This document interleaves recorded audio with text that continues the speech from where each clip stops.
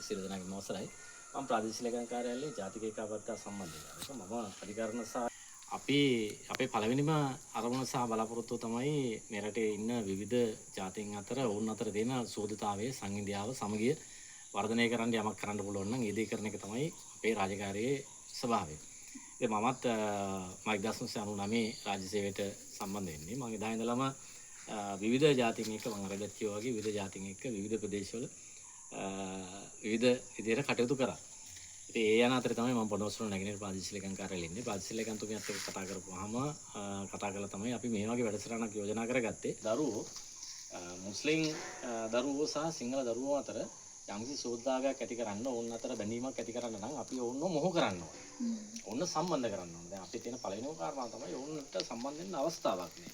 ඒවල කවුරුත් අකමැති නෑ සම්බන්ධ වෙන්න. හැබැයි සම්බන්ධ වෙන්න අවස්ථාවක්. ඒ